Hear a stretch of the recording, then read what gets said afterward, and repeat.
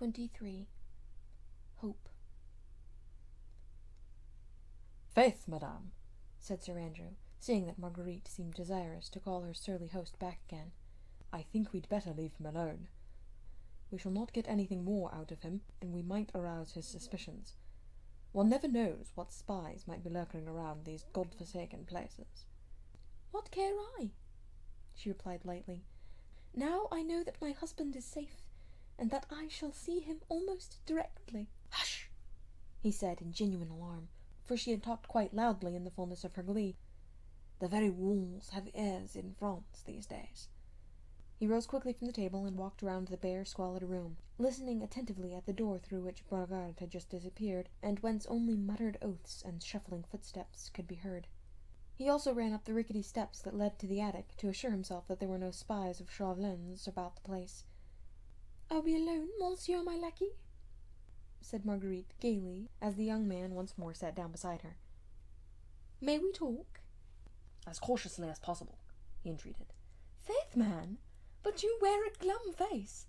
As for me, I could dance with joy. Surely there is no longer any cause for fear. Our boat is on the beach, the foam crest not 2 miles out at sea, and my husband will be here, under this very roof, within the next half-hour, perhaps.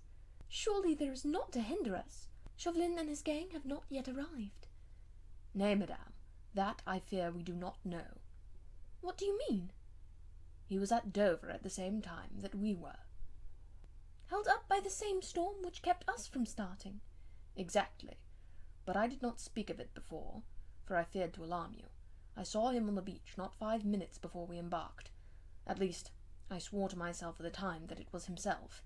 He was disguised as a curé, so that Satan his own guardian would scarce have known him. But I heard him then, bargaining for a vessel to take him swiftly to Calais, and he must have set sail less than an hour after we did." Marguerite's face had quickly lost its look of joy. The terrible danger in which Percy stood, now that he was actually on French soil, became suddenly and horribly clear to her. Chauvelin was close upon his heels. Here in Calais the astute diplomatist was all-powerful. A word from him and Percy could be tracked and arrested, and... Every drop of blood seemed to freeze in her veins. Not even during the moments of her wildest anguish in England had she so completely realized the imminence of the peril in which her husband stood. Chauvelin had sworn to bring the Scarlet Pimpernel to the guillotine, and now the daring plotter, whose anonymity hitherto had been his safeguard, stood revealed through her own hand to his most bitter, most relentless enemy. Chauvelin, when he waylaid Lord Tony and Sir Andrew Ffoulkes in the coffee-room of the Fisherman's Rest, had obtained all the plans of this latest expedition. Armand St-Just and the Comte de Tournay and other fugitive royalists were to have met the Scarlet Pimpernel, or rather, as it had been originally arranged, 2 of his emissaries, on this day, the 2nd of October, at a place evidently known to the League, and vaguely alluded to as the Père Blanchard's hut. Armand, whose connection with the Scarlet Pimpernel and disavowal of the brutal policy of the Reign of Terror was still unknown to his countrymen, had left England a little more than a week ago, carrying with him the necessary instructions which would enable him to meet the other fugitives and to convey them to this place of safety. This much Marguerite had fully understood from the first, and Sir Andrew Ffoulkes had confirmed her surmises. She knew, too, that when Sir Percy realized that his own plans and his directions to his lieutenants had been stolen by Chauvelin, it was too late to communicate to Armand or to send fresh instructions to the fugitives. They would, of necessity, be at the appointed time and place, not knowing how grave was the danger which now awaited their brave rescuer. Blakeney, who, as usual, had planned and organized the whole expedition, would not allow any of his younger comrades to run the risk of almost certain capture. Hence his hurried note to them at Lord Grenville's ball, "Start myself tomorrow, alone." And now, with his identity known to his most bitter enemy, his every step would be dogged the moment he set foot in France. He would be tracked by Chauvelin's emissaries, followed until he reached that mysterious hut where the fugitives were waiting for him, and there the trap would be closed on him and on them. There was but 1 hour, the hour's start which Marguerite and Sir Andrew had of their enemy, in which to warn Sir Percy of the imminence of his danger, and to persuade him to give up the foolhardy expedition, which could only end in his own death. But there was that 1 hour. "Chauvelin knows of this inn from the papers he stole," said Sir Andrew earnestly, "and on landing will make straight for it."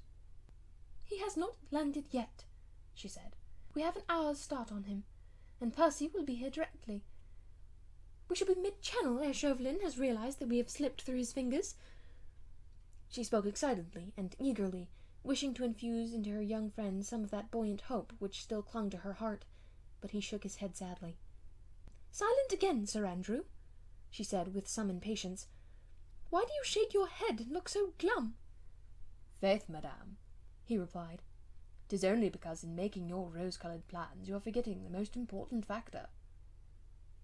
"What in the world do you mean? I am forgetting nothing." "What factor do you mean?" she added with more impatience. "It stands 6 foot odd high," replied Sir Andrew quietly, "and hath name Percy Blakeney." "I don't understand," she murmured. "Do you think that Blakeney would leave Calais without having accomplished what he set out to do?" "You mean—" "There's the old Comte de Tournay." "The Comte—" she murmured. "And St. Just, and others." "My brother!" she said with a heartbroken sob of anguish. "Heavens help me, but I fear I had forgotten." Fugitives as they are, these men at this moment await with perfect confidence and unshaken faith the arrival of the Scarlet Pimpernel, who has pledged his honour to take them safely across the Channel. Indeed, she had forgotten. With the sublime selfishness of a woman who loves with her whole heart, she had, in the last 24 hours, had no thought save for him. His precious noble life, his danger, he, the loved one, the brave hero. He alone dwelt in her mind. "My brother!" she murmured, as one by one heavy tears gathered in her eyes, as memory came back to her of Armand, the companion and darling of her childhood, the man for whom she had committed the deadly sin which had so hopelessly imperilled her brave husband's life. "Sir Percy Blakeney would not be the trusted, honoured leader of a score of English gentlemen," said Sir Andrew proudly, "if he abandoned those who placed their trust in him. As for breaking his word, the very thought is preposterous." There was silence for a moment or two. Marguerite had buried her face in her hands and was letting the tears slowly trickle through her trembling fingers. The young man said nothing. His heart ached for this beautiful woman in her awful grief. All along he had felt the terrible impasse in which her own rash act had plunged them all. He knew his friend and leader so well, with his reckless daring, his mad bravery, his worship of his own word and honour. Sir Andrew knew that Blakeney would brave any danger, run the wildest risks sooner than break it, and with Chauvelin at his heels, would make a final attempt, however desperate, to rescue those who trusted in him. "Faith, Sir Andrew," said Marguerite at last, making brave efforts to dry her tears, "you are right, and I would not now shame myself by trying to dissuade him from doing his duty. As you say, I should plead in vain. God grant him strength and ability," she said fervently and resolutely, "to outwit his pursuers. He will not refuse to take you with him, perhaps, when he starts on his noble work. Between you, you will have cunning as well as valour. God guard you both. In the meanwhile, I think we should lose no time. I still believe that his safety depends upon his knowing that Chauvelin is on his track." "Undoubtedly. He has wonderful resources at his command.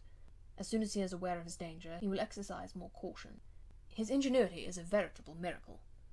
"Then what say you to a voyage of reconnaissance in the village, whilst I wait here against his coming? You might come across Percy's track, and thus save valuable time. If you find him, tell him to beware. His bitterest enemy is on his heels." "But this is such a villainous hole for you to wait in." "Nay, I do not mind. But you must ask our surly host if he could let me wait in another room, where I could be safer from the prying eyes of any chance traveller. Offer him some ready money, so that he will not fail to give me word the moment the tall Englishman returns."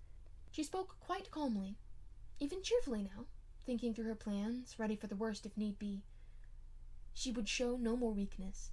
She would prove herself worthy of him, who was about to give his life for the sake of his fellow men. Sir Andrew obeyed her without further comment. Instinctively he felt that hers now was the stronger mind. He was willing to give himself over to her guidance, to become the hand whilst she was the directing head. He went to the door of the inner room, through which Brogard and his wife had disappeared before, and knocked. As usual, he was answered by a salvo of muttered oaths. "Hey, friend Brogard," said the young man peremptorily. "My lady would wish to rest here a while. Could you give her the use of another room? She would wish to be alone." He took some money out of his pocket and allowed it to jingle significantly in his hand. Brogard had opened the door and listened, with his usual surly apathy, to the young man's request. At sight of the gold, however, his lazy attitude relaxed slightly. He took his pipe from his mouth and shuffled into the room. He then pointed over his shoulder at the attic up in the wall. "She could wait up there," he said with a grunt. "It's comfortable, and I have no other room." "Nothing could be better," said Marguerite in English. She at once realized the advantages such a position, hidden from view, would give her. "Give him the money, Sir Andrew. I shall be quite happy up there, and can see everything without being seen." She nodded to Brogard, who condescended to go up to the attic and to shake up the straw that lay on the floor. "May I entreat you, madame, to do nothing rash?" said Sir Andrew, as Marguerite prepared in her turn to ascend the rickety flight of steps. "Remember, this place is infested with spies. Do not, I beg of you, reveal yourself to Sir Percy unless you are absolutely certain that you are alone with him." Even as he spoke, he felt how unnecessary was this caution. Marguerite was as calm, as clear-headed as any man. There was no fear of her doing anything that was rash. "Nay," she said, with a slight attempt at cheerfulness, "that I can faithfully promise you. I would not jeopardize my husband's life, nor yet his plans, by speaking to him before strangers. Have no fear. I will watch my opportunity, and serve him in the manner I think he needs it most." Brogard had come down the steps again, and Marguerite was ready to go up to her safe retreat. "I do not dare kiss your hand, madame," said Sir Andrew, as she began to mount the steps, "since I am your lackey, but I pray you be of good cheer. If I do not come across Blakeney in half an hour, I shall return, expecting to find him here." "Yes, that will be best. We can afford to wait for half an hour. Chauvelin cannot possibly be here before that. God grant that either you or I may have seen Percy by then. Good luck to you, friend. Have no fear for me." Lightly she mounted the rickety wooden steps that led to the attic. Brogard was taking no further heed of her. She could make herself comfortable there or not, as she chose. Sir Andrew watched her until she had reached the loft and sat down upon the straw. She pulled the tattered curtains across, and the young man noted that she was singularly well placed there, for seeing and hearing whilst remaining unobserved. He had paid Brogard well, and the surly old innkeeper would have no object in betraying her.